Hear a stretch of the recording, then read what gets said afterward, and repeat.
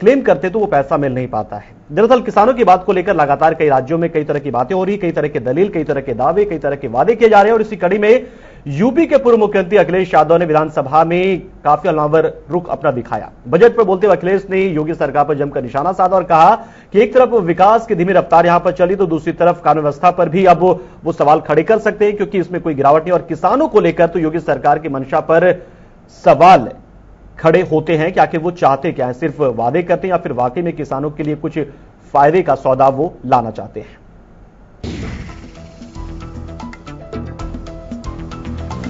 Samajwadi party के मुखिया अखिलेश यादव आज विधानसभा पहुंचे। सदन की कार्यवाही में हिस्सा लेते हुए वो आज योगी सरकार पर जमकर बरसे। विकास के मुद्दे को लेकर अखिलेश ने बीजेपी सरकार के मंत्रियों पर खूब सवाल दागे। अखिलेश ने कहा कि विकास की रफ्तार किसने रोकी है? नेता सदन ये बताएं कि हमारी सड़क से बेहतर कोई सड़क बनाई है क्या? सब सड़कें जो समाजवादी सरकार में काम हो रहा था रुकी पड़ी हैं। बिजली की व्यवस्था जितनी दी थी उससे आगे नहीं बढ़ पाई। स्वास्थ्य के इंतजाम जो किए थे वही के वही हैं। मेडिकल कॉलेज के काम भी रुके पड़े हैं। आपका नदी का किनारा ये सीबीआई को चला गया। सरकार हमसे अच्छा काम करके दिखाती। एक्सप्रेस वे हमने 22 महीने में बना दिया। इन्हें बलिया और गाजीपुर तक कम से कम हमसे कम समय में बना करके दिखाना था, वो भी काम रुक गया। तो आखिरकार जब सरकार ने किसी भी काम के लिए पैसा नहीं दिया है, विकास रुका पड़ा है, मुझे बताइए कौन सी सड़क बन रही है? अभी ये बता दें मुझे, कौन सी बिल्डिंग बन रही है बता दें। और मोरंग की कीमत सीमेंट के बराबर है। न सड़क न बिल्डिंग, सब काम रुका पड़ा है। इतना ही नहीं, अखिलेश ने मुख्यमंत्री योगी आदित्यनाथ पर कटाक्ष किया। अखिलेश ने कहा कि मुख्यमंत्री के भाषण में गुस्सा दिखाई दे रहा था, लगता था कुछ दबे हुए थे। पहली बार किसी मुख्यमंत्री ने ऐसा भाषण दिया था। किसानों को लेकर बड़ी बड़ी घोषणाएं की गई हैं, लेकिन प्रदेश में किसानों की हालत में कोई सुधार दिख नहीं रहा। न ही किसानों में कर्ज माफी को लेकर कोई उत्साह है। इन लोगों ने कहा कि पहला कैबिनेट का फैसला ये होगा कि किसानों का कर्ज माफ हो जाएगा। किसी ने कुछ कहा, किसी ने कुछ कहा। किसान ने ये माना था कि उनका पूरा कर्ज माफ होगा, लेकिन जब बजट आया है तो कुछ ही किसानों का कर्ज माफ हुआ है। तो किसानों को लेकर अखिलेश यादव घेरते नजर आए योगी आदित्यनाथ को। और अब हम आपको दिखाते हैं वो तस्वीर जो हम एक बार आपको फिर से दिखा रहे हैं, जो कि कार्यक्रम शुरुआत में आपको दिखाई थी, और क्यों दिखा रहे हैं वो भी हम आपको जल्दी बताएंगे। दिखाते हैं आपको वो तस्वीर एक बार फिर से जिससे हमने कार्यक्रम की शुरुआत की थी।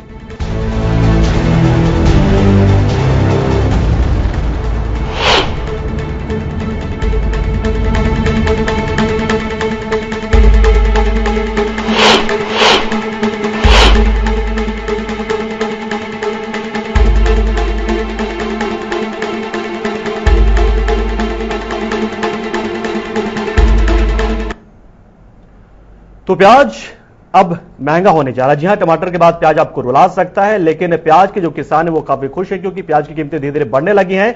महाराष्ट्र के जलगांव में हमारे सहयोगी हाकिम देशमुख ने जायजा लिया मंडी में जाकर कि प्याज के किसान इस वक्त कितने खुश हैं। तो वो काफी खुश नजर आए। और क्या कुछ कहा किसानों ने प्याज को लेकर, हम आपको सुनाते हैं, दिखाते हैं। आज प्याज के कुछ जो दाम है वो बढ़े हैं। इसको लेकर के हम किसानों से वार्तालाप करने के लिए यहाँ पर मंडी में आए हैं कि किसानों की इस बढ़त के बारे में क्या राय है।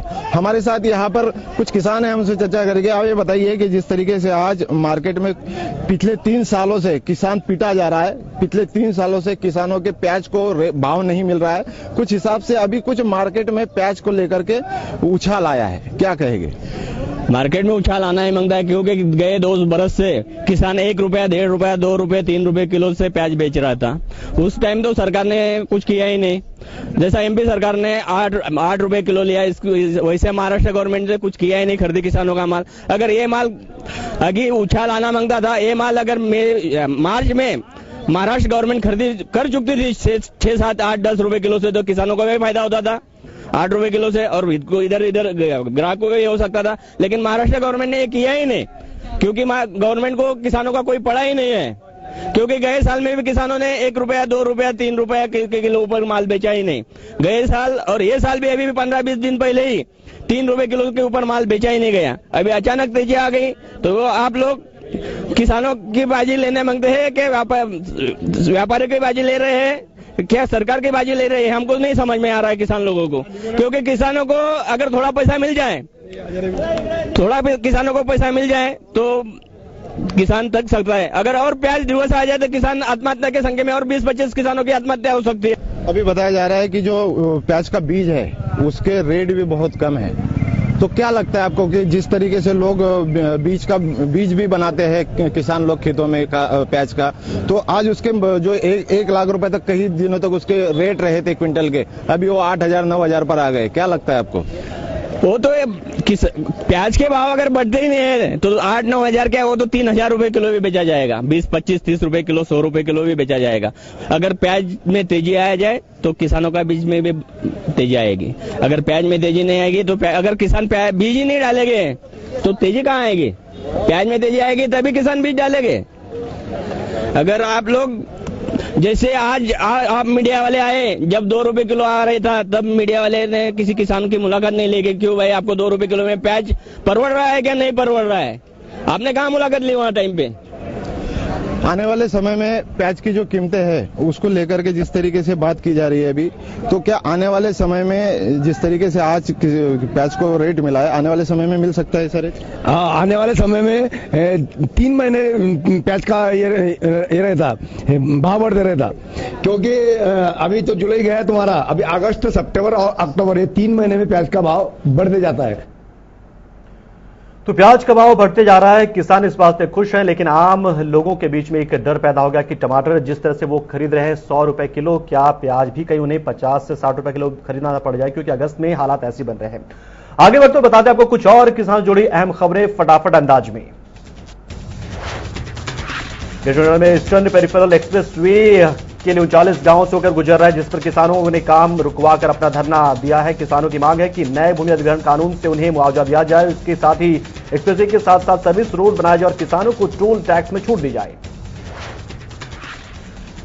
धरना दे रहे किसानों को पुलिस प्रशासन ने जबरन ईस्टर्न पेरिफेरल एक्सप्रेसवे से हटाया और काम को दोबारा शुरू करवाया। इसी बात को लेकर किसानों में आक्रोश भी है। दिल्ली हावड़ा रेलवे ट्रैक का इस दौरान किसानों ने जाम कर दिया, जिसके बाद प्रदर्शनकारियों को पुलिस ने किसी तरह ट्रैक से खरीदा और किसी तरह से ट्रेनों के आवागमन को फिर से शुरू किया। किसानों ने साफ कहा कि जिस तरह से उन्हें लगातार बेवकूफ बनाया जा रहा है वो अब बेवकूफ बनने को तैयार नहीं है, लेकिन वो प्रदर्शन करते रहेंगे।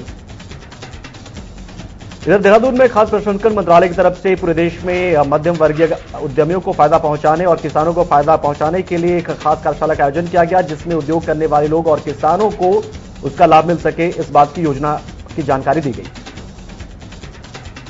खाद्य प्रसंस्करण विभाग यानी कि फूड प्रोसेसिंग डिपार्टमेंट की तरफ से उद्यमियों को चिन्हित किया गया है और आगामी नवंबर माह में देश की राजधानी में होने वाले कार्यशाला में उनको शिरकत करने के लिए मौका दिया जाएगा। साथ ही साथ फूड प्रोसेसिंग के सिस्टम में किस तरीके से कम लागत में ज्यादा मुनाफा कमाया जाए, इस बात की जानकारी भी दी जाएगी।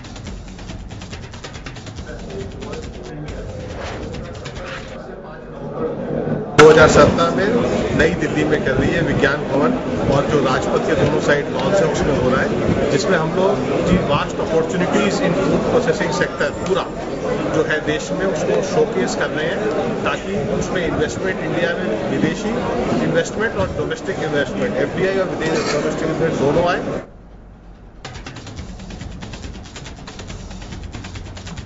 उधर सदालपुर तहसील के अंतर्गत ऐसी बहुत सारी दुकानें हैं जहां पर नकली दवाओं का धड़ल्ले से कारोबार हो रहा था। इसी कड़ी में किसान ठगे जाने के बाद एक किसान ने इस बात की शिकायत की और उसके बाद कार्रवाई यहां पर हुई है। दरअसल किसान एक पेस्टिसाइड लेकर गया था और डाइजेशन वक्लोविन नाम की दवाई, जिसकी वजह से वो खरपतवार की सफाई करना चाहता था, लेकिन उसके खरपतवार की जगह उसकी फसलें खराब हो गई। इसके बाद से अब एडीओ की तरफ से इस पूरे मामले पर कार्रवाई की गई है। और जय किसान में आज इतना ही, लेकिन देश और दुनिया की तमाम खबरों के लिए बने रहे हमारे साथ, देखते रहिए JK 24/7 न्यूज। आओ बदले हम।